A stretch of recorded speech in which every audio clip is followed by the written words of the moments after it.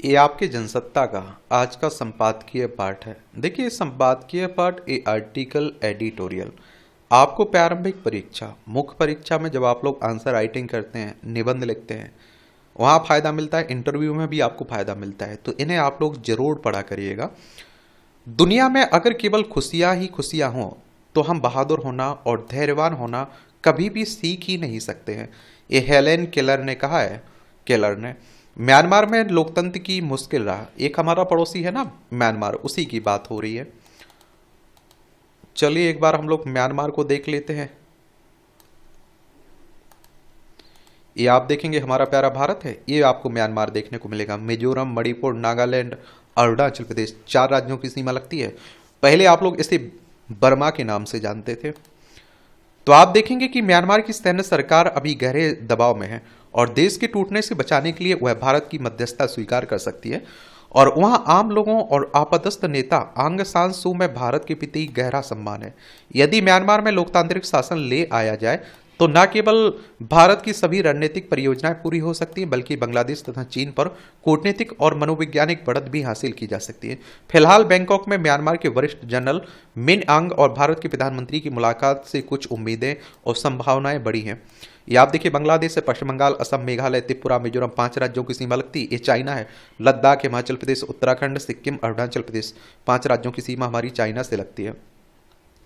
बांग्लादेश के 2 बंदरगाह, चटगांव और मोंगला का बंदरगाह, हिंद महासागर में भू राजनीतिक दृष्टि से ये दोनों बंदरगाह बहुत महत्वपूर्ण है, जो बांग्लादेश को अपने भीतरी क्षेत्रों के साथ ही पड़ोसी देशों भारत, नेपाल, भूटान, थाईलैंड के साथ एक निकटवर्ती क्षेत्र से जोड़ता है। और इसी वजह से बांग्लादेश से हिमालयी देशों नेपाल, भूटान तथा भारत के पूर्वोत्तर क्षेत्रों को अपने बंदरगाहों के माध्यम से समुद्र तक पहुंच प्रदान करने में सहायक साबित हो सकता है। हाल ही में बांग्लादेश की अंतरिम सरकार के मुखिया मोहम्मद यूनुस जब चीन के राष्ट्रपति शी जिनपिंग से मिले तो उन्होंने बांग्लादेश की रणनीतिक स्थिति को भारत को चुनौती देने के रूप में इस्तेमाल करने की कोशिश की।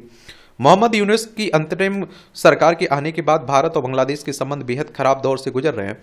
ऐसे में भारत को अपने सामरिक और आर्थिक हितों के संचालन के लिए बांग्लादेश पर निर्भरता खत्म करने की जरूरत महसूस होने लगी है। अब भारत की नजर उत्तर पूर्व के एक और पड़ोसी देश म्यांमार पर है, जो राजनीतिक अस्थिरता के बाद भी ऐतिहासिक सांस्कृतिक रूप से जुड़ा हुआ है।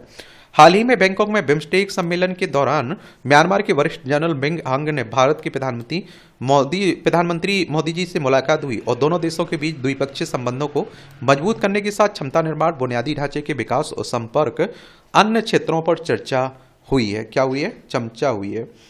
और बिम्स्टेक के बारे में जरूर याद रखा करिएगा, इनसे भी क्वेश्चंस पूछ लेता है। समझ रहे? बिम्स्टेक की बात हो रही है। मैं बात कर रहा हूं किसकी? बताइए, इसकी स्थापना कब हुई थी? इसका हेडक्वार्टर कहां देखने को मिलेगा? Bay of Bengal united for multisectoral technical and economic cooperation, और इसकी स्थापना 6 जून 1997 में हुई थी। Bangladesh, Bhutan, India, Myanmar, Nepal, Sri Lanka, Thailand आप देखेंगे इसके मेंबर देखने को मिल जाएगा। सैन्य शक्ति और ठोस रक्षा तंत्र और मानवीय मदद के साथ पड़ोसी देशों के साथ साझेदारी की भारत की नीति देश की भौगोलिक स्थिति और उसकी रणनीतिक प्राथमिकताओं के अनुसार रही है। म्यांमार के पश्चिम में बांग्लादेश तथा पश्चिम और उत्तर पश्चिम में भारत है। म्यांमार दक्षिण में अंडमान सागर और बंगाल की खाड़ी से जुड़ा है। यह क्षेत्र प्रमुख अंतर्राष्ट्रीय समुद्री मार्गों में से एक है। इसके तटीय क्षेत्र चीन और भारत जैसे बड़े देशों के लिए व्यापार मार्गों के संदर्भ में अहम है। म्यांमार का समुद्री तट लगभग 2800 किलोमीटर लंबा है, जो इसे अंडमान सागर और बंगाल की खाड़ी से जोड़ता है। इस समुद्री तट की रणनीतिक और आर्थिक महत्ता है, क्योंकि यह अंतर्राष्ट्रीय समुद्री व्यापार के लिए महत्वपूर्ण रास्तों का हिस्सा है। म्यांमार की सीमा भारत के उत्तर पूर्वी राज्यों से जुड़ी हुई है। इस लिहाज से यह भारत के लिए रणनीतिक दृष्टि से अहम है। म्यांमार आसियान का एकमात्र सदस्य देश है और जिससे भारत की आप देखते हैं कि समुद्री और भूभागीय दोनों सीमाएं हैं। ये आसियान के बारे में भी याद रखिएगा। इस तरह के संगठनों से भी आपके एग्जाम में हर साल क्वेश्चंस पूछा जाता है, तो इनके बारे में भी याद रखा करिएगा।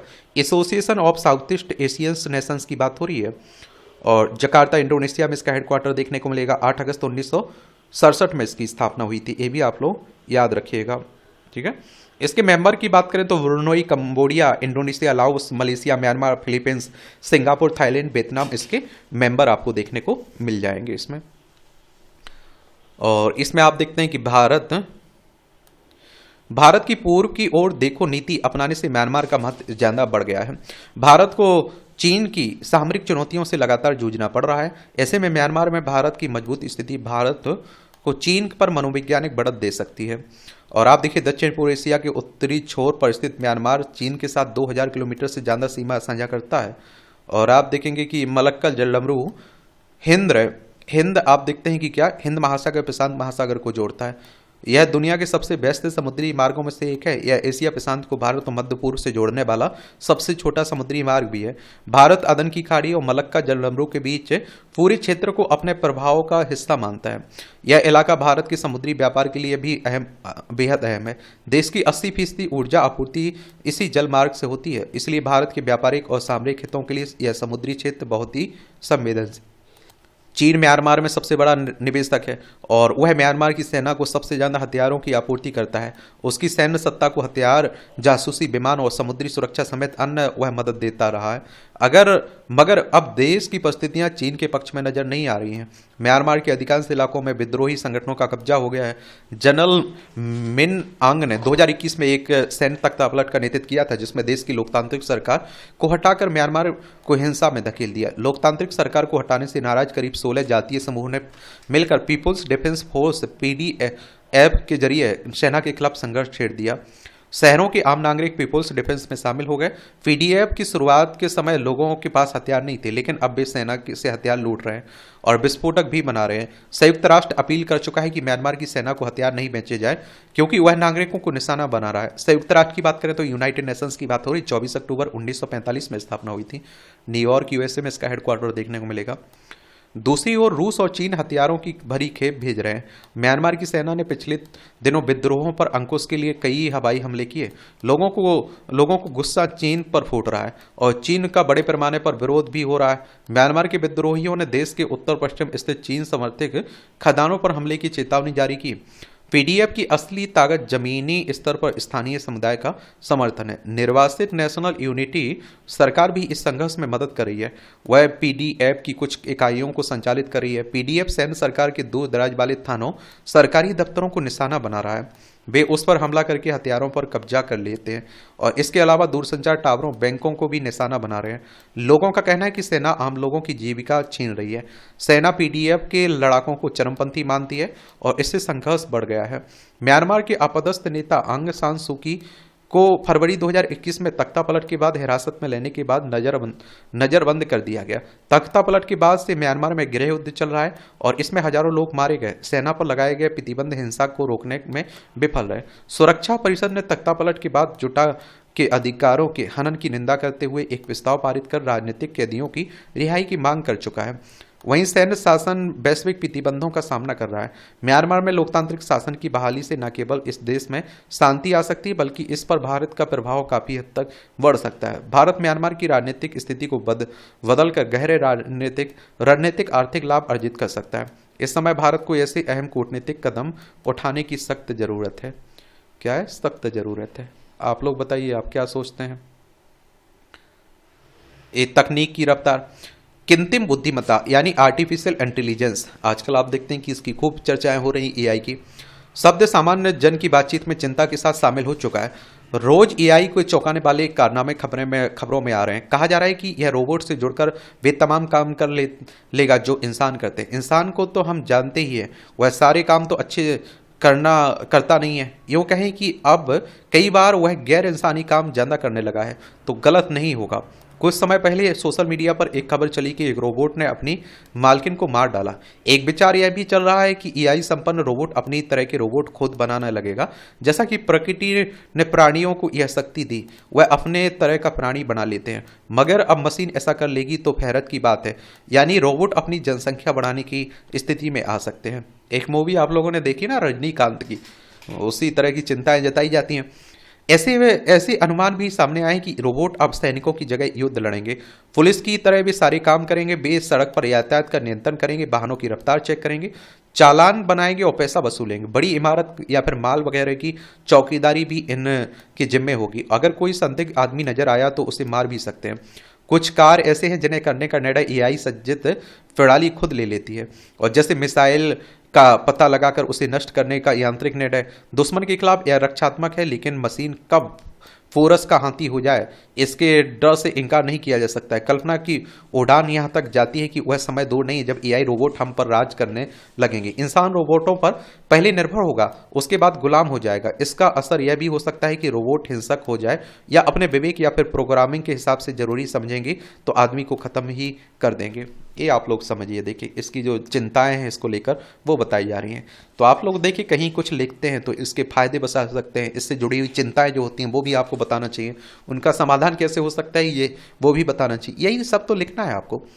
इन दिनों विद्यार्थी एआई तकनीक पर बहुत ज़्यादा भरोसा करने लगे। पढ़ाई लिखाई में इनसे मदद मिलती है, रपट बनाई जाती है, प्रोजेक्ट तैयार किए जाते हैं, यह काम फटाफट यानी चुटकियों में हो जाता है। हम अपने सामान्य जीवन के कार्यों में हिसाब किताब जोड़ घटाव करने की आप देखते हैं कि लिए कैलकुलेटर का सहारा लेते हैं। हमारे बीच से वह पीढ़ी जा चुकी है जो बिना कैलकुलेटर के केवल मुहे मुहे जबानी सारा हिसाब किताब जोड़ घटाव कर लेती थी। फुआ, अद्धा, पौना, हमारे पहाड़े सबको याद थे। अब अगर एआई के सहारे प्रोजेक्ट की रपट बनेगी, शोध पत्र तैयार किए जाएंगे तो इससे विद्यार्थियों की रचनात्मक और मौलिकता कम होगी। अब आप सोचिए कि पहले हम लोग क्या करते थे, गुणा भाग हाथ से लिख के निकालते थे या दिमाग में करते थे कि अच्छा इतना घटाया, इतना बचा, इतना। आज आपके साथ फोन है, आप क्या करते हैं उसी से कर लेते हैं। तो आपकी सोचने की क्षमता भी कम हो रही है, आपको ज़्यादा दिमाग पे लोड भी नहीं पड़ रहा है, तो वो दिमाग भी कम काम करना बंद कर दे रहा है। समझ रहे? दस्तावेजों फाइलों में बच्चे अच्छा करते दिखेंगे लेकिन हकीकत की जमीन पर भी बहुत पीछे रहेंगे। मौजूदा समय में इस तरह के विचार हमें अतिशयोक्तिपूर्ण लग सकते हैं, लेकिन देखें कि इन दिनों हाल क्या है। आज लगभग हर हाथ में मोबाइल, स्मार्टफोन है, इसमें हमारे बैंक खाते, उसका ब्यौरा, निजी जानकारी, फोटो वगैरह सब कुछ है। हम सोशल मीडिया पर जो देखते हैं उससे हमारी गतिविधि दर्ज हो जाती है, कहाँ होती है, कौन करता है, यह हम नहीं जानते, लेकिन जल्द ही फोन हमारी सर्च यानी खोजने के विषय के अनुसार अलग अलग वेबसाइट खुलने लगती है। हमने बिजली के पंखे को खोजा तो अगले कुछ दिनों तक हमें पंखे दिखाते रहते हैं। जब तक कि हमारी पंखों की खरीदारी ना हो जाए, बैंक खाते में पैसा जमा होता है और निवेश की योजनाएं सामने आने लगती है। ये सब आप लोगों ने अनुभव किया होगा, अनुभव करते होंगे। दवा से लेकर जूते तक कुछ भी हमने देखा कि घेरे गए और निजता को लेकर हमारे पास कोई गारंटी नहीं है। हम कहां और किस काम के लिए इस्तेमाल किए जा रहे हैं हमें पता नहीं है, या निजता का उल्लंघन है। सोशल मीडिया, इंटरनेट के बिना सामान्य जीवन संभव नहीं रह गया, और लेकिन फर्जी खबरें और वीडियो का इतनी भरमार है कि हम भ्रमित और डरे हैं। एआई से दिवंगत जनों को चलते फिरते बात करते देखा जा सकता है। एआई की हरकत है कि सोशल मीडिया से तस्वीर लेकर किसी भी आदमी को कुछ भी करते हुए दिखाया जा सकता है। ऐसे काम आमतौर पर अश्लील ही होते हैं। इससे अच्छे भले व्यक्ति की सामाजिक प्रतिष्ठा धूल में मिल सकती है। एआई पूरी तरह से प्रभावशील हो उससे पहले इस पर नियंत्रण की जरूरत है। इसके लिए जरूरी शोध होने चाहिए और कानून भी बनाना चाहिए।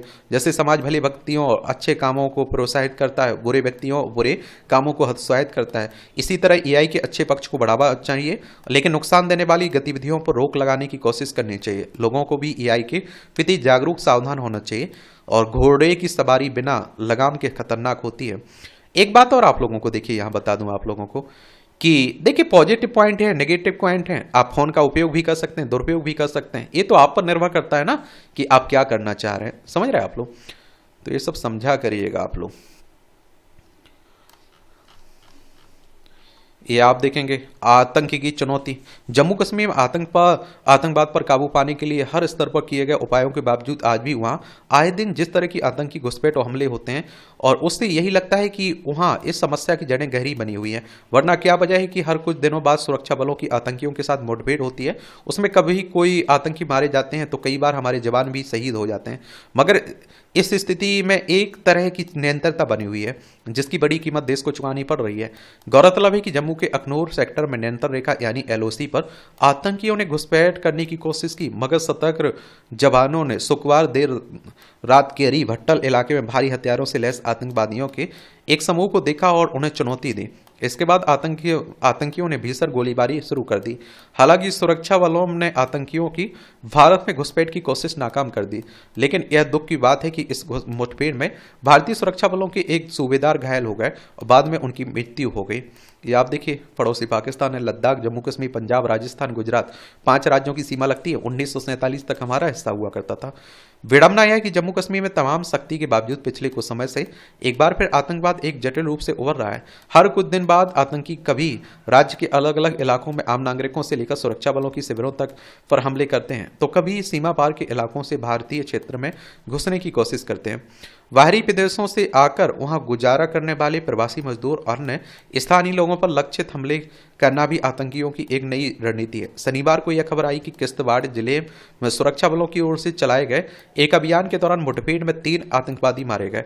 इस तरह की हर घटना के बाद क्षेत्र से आतंकवाद को जड़ से उखाड़ फेंकने का संकल्प दोहराया जाता है। मगर यह भी सच है कि पिछले काफी समय से इस तरह के संकल्पों उपायों के बाद भी हालत यह है कि सुरक्षा बलों का सामना आतंकियों से होता है।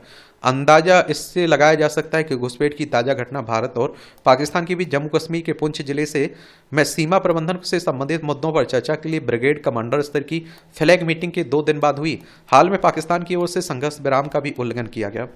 ऐसे में यह सवाल स्वाभाविक है कि सरकार और सुरक्षा बलों की ओर से आतंकवाद का सामना करने के मामले में क्या किसी अन्य उपाय की जरूरत है। इसमें कोई दो राय नहीं है कि आतंकवादियों का सामना करने, उन पर काबू पाने के लिए सुरक्षा बलों की ओर से कोई कसर नहीं छोड़ी गई। यही वजह है कि आज जम्मू कश्मीर में आतंकी अपने लिए खुला मैदान नहीं पाते हैं। जम्मू कश्मीर लोकतांत्रिक प्रक्रिया शुरू होने के बाद उम्मीद की गई थी कि नई सरकार आतंकवाद खात्मे के लिए जमीनी स्तर पर कुछ ऐसे कदम उठाएगी जिससे आतंकियों की पकड़ कमजोर हो। अब स्थानीय लोग भी इस समस्या से पार पाने के लिए खड़े हो रहे हैं और आतंकियों को उनका समर्थन मिलना तेजी से कम हो रहा है। फिर भी अपनी उपस्थिति का संदेश देने के लिए आतंकी अक्सर हमले करते रहते हैं। तो इससे यही पता चलता है कि राज्य में अभी इस समस्या को खत्म करने के लिए बहुत कुछ किया जाना बाकी है। जम्मू कश्मीर केंद्र शासित प्रदेश है। विधानसभा में 90 सीटें हैं। राज्य जो आप देखते हैं कि यहाँ के मुख्यमंत्री उमर अब्दुल्ला हैं। 370-35 से हटाने के बाद जम्मू कश्मीर लद्दाख 2 भागों में बांट दिया गया था ना, तो उसी की बात हो रही है। बादी सुविधा। करीब 1 दशक पहले किसी ने सोचा नहीं था कि यूपीआई से लेनदेन की नई प्रणाली उनकी जिंदगी बदल देगी। बहुत सारे लोगों के लिए धन हस्तांतरण से लेकर बिजली पानी के बिलों को भरना और कहीं भी कुछ भी खरीदारी करना आसान हो गया। अब एक तरह से लोगों की जेब में बैंक है और जिसके जरिए वे कभी भी डिजिटल लेनदेन कर सकते हैं। मगर यूपीआई से भुगतान में कुछ जोखिम और चुनौतियां भी हैं जिसके निवारण अभी तक नहीं किया जा सका। कई तरह की ठगी, खाते से पैसे उड़ा लिए जाने जैसी घटनाएं सामने आ रही हैं। अब आप देखिए यूपीआई के बहुत सारे फायदे हैं, लोग फायदे भी उठा रहे हैं, कुछ लोग लुटेरे भी बन जा रहे हैं, लूट भी रहे हैं। मगर इसके अलावा लेनदेन में विफलता आम समस्या है जो आमतौर पर नेटवर्क की दिक्कत है या सर्वर डाउन हो जाने से पैदा होती है। हैरत की बात है कि पिछले कुछ समय से यूपीआई के जरिए लेनदेन में अड़चन की स्थिति बार बार आने के बावजूद उसे दूर करने के ठोस प्रयास नहीं हो रहे हैं। यह विचित्र विरोधाभास है कि एक और नागरिकों को डिजिटल भुगतान के लिए प्रोत्साहन किया जा रहा है, तो दूसरी ओर आप देखिए उन्हें तकनीकी खराबी का सामना करना पड़ रहा है। और पिछले 15 दिनों में तीसरी बार शनिवार सुबह 2 दिक्कतें शुरू हुई, वह दोपहर तक जारी रही। इस बीच सैकड़ों लोगों ने इसकी शिकायत की। सवाल है कि अगर बार बार व्यवधान होगा तो लोग डिजिटल लेनदेन को कैसे सुविधाजनक और सुरक्षित मानेंगे। यह सच है कि यूपीआई ने भारत के भुगतान परिदृश्य को पूरी तरह बदल दिया। देश दुनिया के किसी हिस्से में बैठा भारतीय अब यूपीआई के जरिए लेनदेन करने लगा है। बड़ी संख्या में एक वर्ग डिजिटल भुगतान में दक्ष हो गया। मगर इस क्रम में साइबर सुरक्षा जोखिम के साथ जो तकनीकी दिक्कतें सामने आ रही हैं वह चिंता का विषय है और इससे उनका डिजिटल लेनदेन से विश्वास टूटेगा और उनमें ऐसी आशंका भी पैदा होगी कि उनका भेजा पैसा कहीं अटक ना जाए। ऐसे में लोग पारंपरिक भुगतान को फिर से प्राथमिकता देने लगेंगे। लगातार उन्नत हो रही तकनीक के बावजूद अगर डिजिटल लेनदेन में विफलता सामने आती है तो जाहिर है कि इसमें कोई तकनीकी कमी है। ऐसे में डिजिटल अर्थव्यवस्था की ओर बढ़ रहे नागरिकों के कदम ठिठक सकते हैं। और इस तरह से आप देखेंगे कि आज की संपादकीय पाठ की जो कहानी है उसकी कहानी कवर होती है। आप लोग पढ़ते रहिए, एंजॉय करते रहिए। आपका कोई सवाल हो, सुझाव हो तो ज़रूर बता सकते हैं। धन्यवाद।